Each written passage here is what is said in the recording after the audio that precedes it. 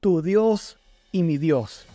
Jesús es la imagen del Dios invisible, el primogénito de toda creación, y sin embargo, tuvo oposición durante todo su ministerio. Él vino anunciando: el reino de los cielos se ha acercado, arrepiéntanse y crean en el Evangelio. Y también dijo: yo soy la luz del mundo, el que a mí viene no andará en tinieblas. Y los escribas, fariseos y sacerdotes decían que Jesús echaba fuera los demonios por el poder de Belcebú. Jesús, quien le dio importancia a la vida hasta el punto de hacer milagros en el día de reposo, y los maestros de la ley lo acusaban de violar el día de reposo. Jesús sanó y le perdonó los pecados al paralítico, y los religiosos le acusaban de blasfemo. Jesús, estando crucificado, le dijo al Padre que no les tomara en cuenta el pecado a sus transquiladores. Y los sacerdotes le gritaban: si eres hijo de Dios, bájate de la cruz. El Dios que obra a mi favor es el mismo Dios que obra en contra de mi hermano, el Dios verdadero de mi pequeño grupo y el Dios falso de mis otros hermanos. La forma correcta en la que adoramos a Dios y la forma incorrecta de cómo lo hacen los demás. Las doctrinas verdaderas que aprendí y las doctrinas erróneas de los otros. Mi Dios abundante no parece ser el mismo Dios de aquel que apenas tiene para comer. Mi Dios es todopoderoso y me da la victoria en todo, y el Dios de aquel que en muchas ocasiones ha fracasado, en su matrimonio, en los negocios, económicamente, y vive en continuas enfermedades.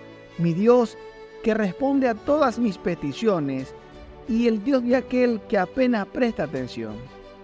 El líder que divide una congregación, llevándose consigo a un grupo de creyentes, dice estar siendo inspirado a hacer la voluntad de Dios, y el pastor de la congregación lo considera el mismo diablo.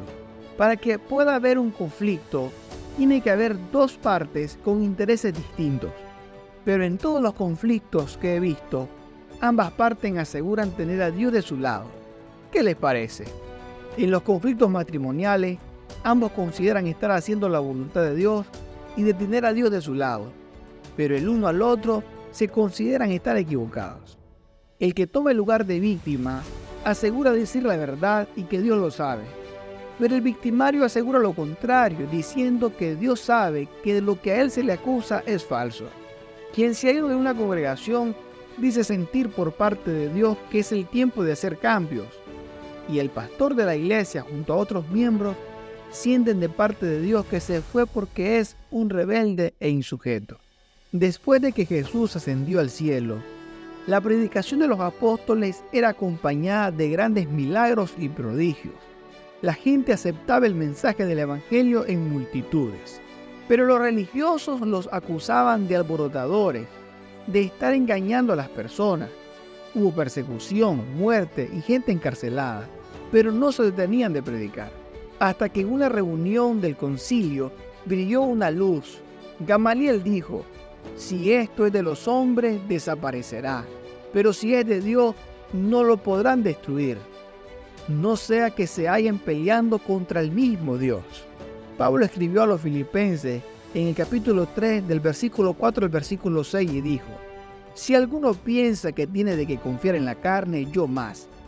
Circuncidado el 8º día del linaje de Israel, de la tribu de Benjamín, hebreo de hebreos, en cuanto a la ley fariseo, en cuanto a celo, perseguidor de la iglesia, subraye eso por favor, en cuanto a la justicia que es en la ley, irreprensible. Y cuando leemos la conversión de Pablo, nos dice que yendo a Damasco, se le apareció Jesús y le preguntó: ¿quién eres? Y Jesús le respondió: yo soy Jesús a quien tú persigues. ¿Cuántas veces nosotros nos hemos sentido como la Coca-Cola en el desierto, creyendo que somos los verdaderos discípulos de Jesús, haciendo sentir al resto como los falsos? Cuando los discípulos encontraron a unos echando fuera demonios, les mandaron a callar, porque no les seguía. Y Jesús les dijo: quien no es contra nosotros, por nosotros es. De igual manera, aquellos miembros que sienten sobre sus hombros el peso de llevar el evangelio de Jesús a los más necesitados, y cuando van a las cárceles, hospitales, basureros, y realizan todo tipo de obras sociales, Sus pastores los tachan como desordenados, rebeldes e insujetos, solo porque no andan por ahí levantando en alto el nombre del pastor o el de la denominación. Escúchame, no le pongas bozal al buey que trilla. Si no puedes entender lo que Jesús, el dueño de la obra, está haciendo, hazte a un lado, porque el Señor sabe lo que Él tiene que hacer para engrandecer su reino aquí en la tierra. Porque hay muchos sentados en la mecedora, dizque esperando la voluntad de Dios, y de pronto el Señor levanta a unos con amor y pasión por su obra, y luego se levantan los sabios y entendidos en las cosas divinas, y empiezan a cuestionar el avance de la obra, diciendo, no, este es el orden. Señoras y señores, reconozcamos que somos humanos y que de pronto queremos ocupar el lugar de Dios, pretendiendo tomar decisiones que solo al Señor le compete. Debemos aceptar que los desacuerdos son parte de nosotros los mortales. Y si no me creen, vayan y conozcan la discusión que tuvo el apóstol Pablo con Bernabé. Y también podemos leer el conflicto que hubo en el concilio, luego de que Pedro les anunciara que los gentiles habían recibido el Espíritu Santo. Lo peor que nos puede pasar es pretender que los demás son los que siempre están mal y son los que se equivocan, no nosotros.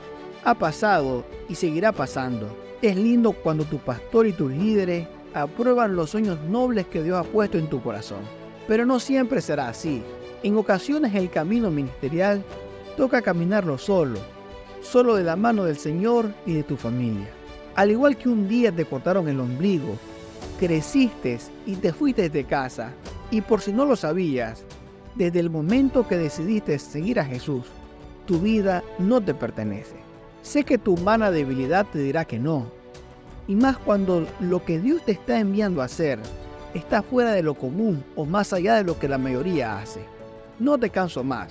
O decides cumplir con el sueño de Dios para tu vida, o seguirás cumpliendo con los sueños de otros.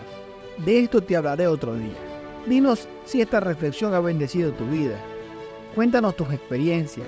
¿Sientes que estás en la voluntad de Dios para tu vida? ¿Te has sentido cansado de luchar en contra del sistema? Te leo en los comentarios. Naciste para ser imparable. Hola imparables, gracias a tu ayuda, cada día estamos alcanzando más personas. Recuerda darle like y compartir todo nuestro contenido.